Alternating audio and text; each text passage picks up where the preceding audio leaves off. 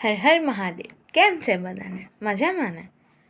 આજે સવારે જ એક મારી સાથે ઘટના બની, તો મેં કીધું તમારા બધા સાથે મારે શેર કરવું જોઈએ. કદાચ તમારા બધાની લાઈફમાં પણ આવું બની શકે છે, અથવા તો દરરોજ બનતું પણ હોઈ શકે. સાંભળજો.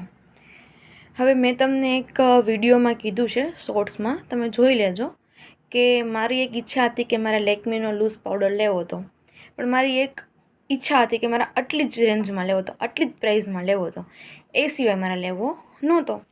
અને થયું એવું કે એટલામાં જ મને મળ્યો અને મેં ઓર્ડર કરી દીધો. હવે આજે એ પાવડર આવવાનો હતો, બરાબર. તો થયું એવું કે એના આગલા જ દિવસે મને એક વસ્તુ મળી, પણ એ લગભગ 2-2:30 વાગે કે 3 વાગે મળી હતી.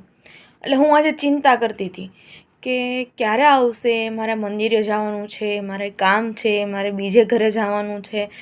તો મતલબ હું હઈશ નહીં. એક તો મારી પાસે નંબર નહોતો, મેં કેટલો સર્ચ માર્યો પણ મારી પાસે અપડેટ ન આવી નંબરની, કે હું એ ભાઈ જોડે વાત કરી લેત કે ભાઈ તમે કેટલા વાગે આવવાના છો, તો હું આટલા વાગે અહીંયા હઈશ. એવું કાંઈ નહોતું. બહુ ચિંતા થતી હતી કે યાર, એક તો મને કેટલા ટાઈમથી ઈચ્છા હતી કે આ પાવડર હું યુઝ કરું, અને હવે જ્યારે એ મારી પાસે આવે છે તો હું જ મતલબ ફ્રી નથી, કે હું ક્યાં આવીશ એ મને ખબર નથી, તો એ પાછો વહી જશે તો બહુ ચિંતા થવા માંડી. પણ પછી એક મારી પાસે એક છે ને તુક્કો છે, અને આ 100% કામ કરે જ છે. આટલા અનુભવ થયા છે એમાંથી, કે જ્યારે પણ કોઈ પણ વસ્તુ ઉપર તમને બહુ ચિંતા થાય ને, બહુ તમારા મનમાં વિચાર આવવા માંડે ને, એટલી વસ્તુને એ જ સેકન્ડે ભૂલી જવાની. એ વિચારને ન્યા છોડીને બીજા વિચાર ઉપર ફોકસ કરવાનું.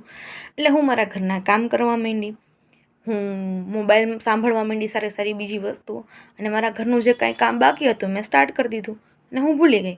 કાંઈ વાંધો નહીં, થવાનું હશે એ થશે, મારા વિચારવાથી બદલી તો ન જવાનું, તો શું કામે હું અત્યારથી ચિંતા કરું, એમ વિચારીને મેં જવા દીધું.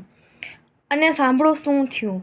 હું જેવી મારા ઘરે બધું કામ કરીને નવરી થઈ, બેઠી, મેં મારા યુટ્યુબમાં જોયું કે ભાઈ મારી અપડેટ્સ બધી ચેક કરતી હતી વિડીયોઝની, કે બરાબર છે કે નહીં.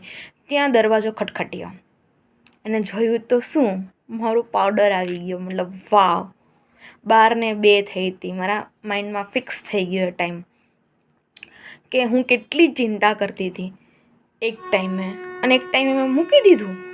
અને જો ટાઈમ કરતાં પહેલાં આવી ગયું, અને હું ઘરે જ હતી ત્યારે જ આવ્યું. થયું ને મસ્તનું.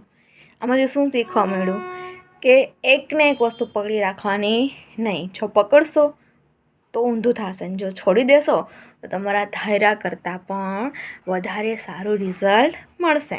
Thank you. હર હર મહાદેવ.